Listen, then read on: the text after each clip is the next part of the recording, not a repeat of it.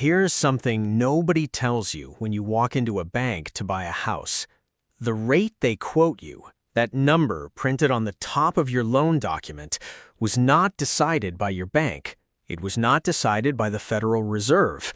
It was not decided by any single person sitting in any single room anywhere in the world.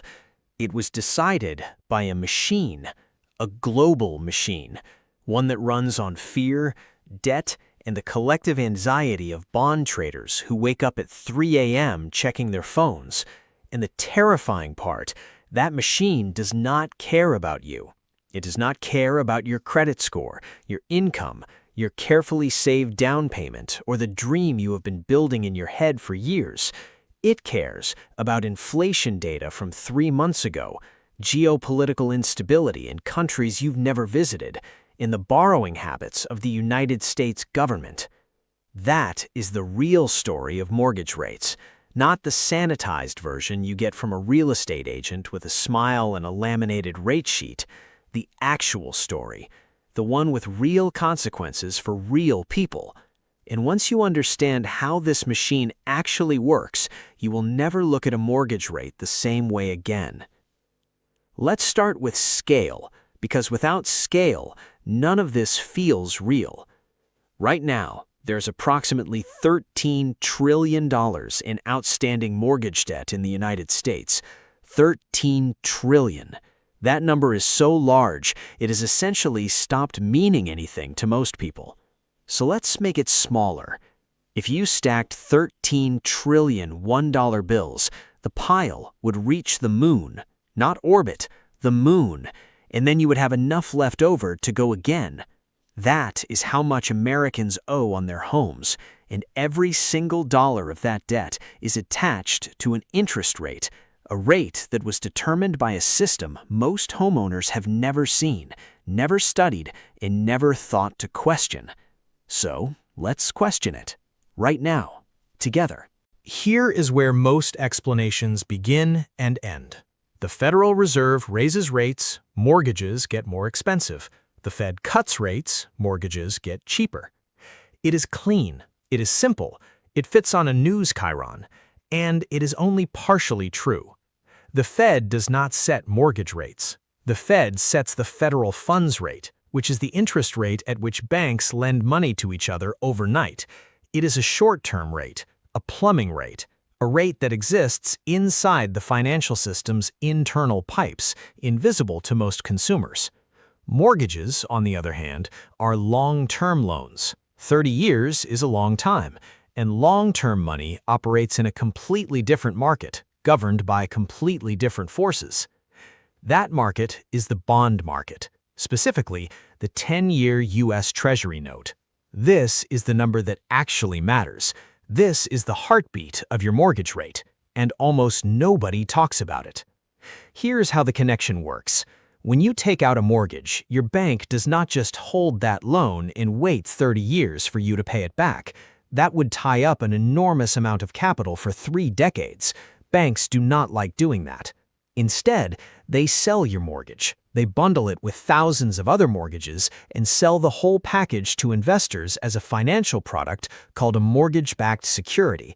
You might have heard that term before, probably in the context of the 2008 financial crisis. We'll come back to that.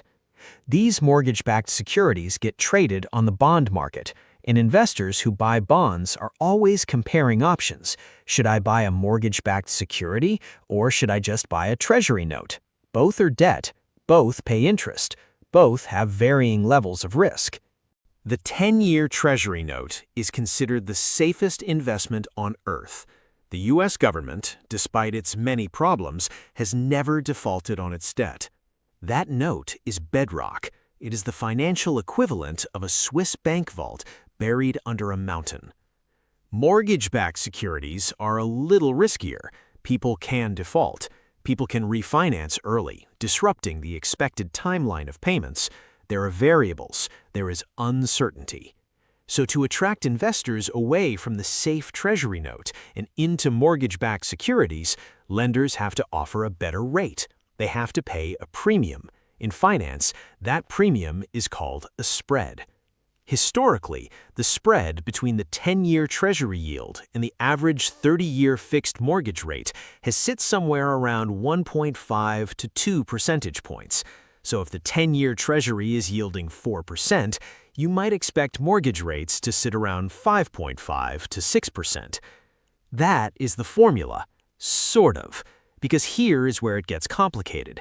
That spread is not fixed, it moves. Sometimes it moves a lot.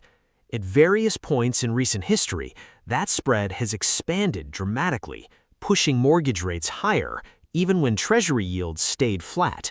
During periods of economic uncertainty, fear, or market dysfunction, investors demand a bigger premium to hold mortgage-backed securities because the risk feels greater. Companies might lay off workers, people might default, prepayment behavior might shift unpredictably. When investors get nervous, the spread widens. When investors feel confident, it tightens. And there is no formula for investor emotion.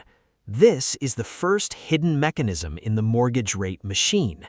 It is not just about Treasury yields, it's about the market's emotional state, its risk appetite, its collective mood on any given Tuesday. You are not just paying for your house, you are paying for everyone's anxiety. Now let's talk about the Federal Reserve again. Because even though the Fed does not directly set mortgage rates, it still has enormous indirect influence. Here is the mechanism most people miss. The Fed conducts something called monetary policy. One of its primary tools is setting the federal funds rate, which influences short-term borrowing costs across the economy. When the Fed raises rates, banks pay more to borrow money, businesses pay more to operate on credit, and consumer behavior shifts. But the more powerful mechanism is what the Fed signals about the future. Financial markets are not just reacting to what is happening right now, they are constantly trying to price in what is going to happen 6 months, 12 months, 2 years from now. If the Fed suggests that inflation is persistent and rates will stay high for longer, bond traders adjust their expectations. The yield on the 10-year Treasury moves with those expectations, and your mortgage rate moves with it, before the Fed has done anything at all.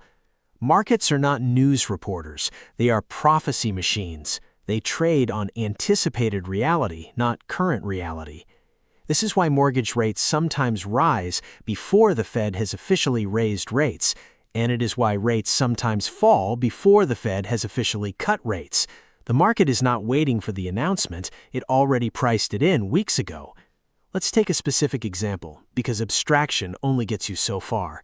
In March 2022, the average 30-year fixed mortgage in the United States was approximately 4%. Painful compared to the sub-3% rates of 2021, but still historically reasonable.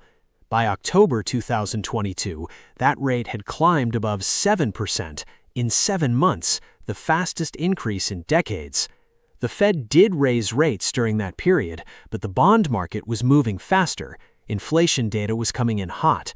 The Fed was behind the curve and everyone knew it. Bond traders were pricing in aggressive future rate hikes, which pushed Treasury yields up, which pulled mortgage rates up with them. The result was immediate and brutal. A family that could afford a $3,000 monthly payment on a home worth $450,000 at 4% suddenly found themselves only able to afford a home worth roughly $300,000 at 7%. Same income, same budget. $350,000 less house. Thousands of transactions collapsed. Hundreds of thousands of would-be buyers stepped out of the market entirely. And the irony? Home prices did not crash to compensate, because the same rate environment that crushed buyers also frozen existing homeowners in place, terrified to give up their sub-3% mortgages. Supply collapsed, demand collapsed, but prices held. The market seized like an engine with no oil. That is what happens when the bond machine lurches. Now, let's go one level deeper. Because even if you understand Treasury yields and spreads and Fed signaling, there is still a layer most people have never considered. Where does inflation come from? Why does it affect mortgage rates so fundamentally? Bonds are debt instruments. When you buy a bond, you are lending money in exchange for a fixed series of future payments. Those payments are promised in nominal dollars, not real dollars, nominal dollars. Here's the problem. If inflation runs at 5% per year and your bond is only paying you 4%, you are losing purchasing power every year. You are getting paid back in dollars that are worth less than the dollars you originally lent. You are, in real terms, losing money on a safe investment. So bond investors demand compensation for inflation risk. The higher inflation is expected to be, the higher the yield they demand before they will buy long-term bonds. Higher yields on Treasury notes mean higher mortgage rates, and higher mortgage rates mean a more expensive housing market. Inflation is not just an economic statistic. For mortgage rates, it is the gravitational force that holds the entire system in its orbit. This is why the Federal Reserve is so obsessed with that 2% inflation target. Not because 2% is magical, but because 2% is predictable. Bond investors can live with predictable. What they cannot live with is uncertainty. And when inflation becomes uncertain, the bond market extracts its toll from every single person trying to buy a house. There is another layer still, something even further upstream. The United States government borrows money constantly. It runs a deficit most years, which means it needs to issue new Treasury bonds regularly to finance its operations. The more it borrows, the more bonds it floods into the market. Basic supply and demand. More supply of bonds means prices fall. When bond prices fall, yields rise. When yields rise, mortgage rates follow. Here is the uncomfortable implication. Every time Congress passes a spending bill that increases the deficit, every time the government issues more debt, it is applying upward pressure on Treasury yields and therefore on mortgage rates. The fiscal decisions made by politicians in Washington have a direct mathematical connection to the monthly payment of a first-time homebuyer in Ohio who has never followed a congressional budget debate in his life. Nobody campaigns on this. Nobody explains it at the closing table. But it is real and it is measurable, and it is accelerating as American national debt has climbed toward $35 trillion. Your mortgage rate is, in part, a bill for the government's spending habits. You are paying the interest on decisions made before you were old enough to vote.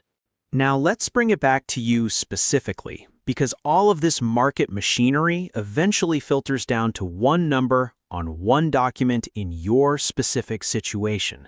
Your personal mortgage rate is determined by everything we just discussed, plus a layer of individual risk assessment that your lender adds on top. The market determines the baseline.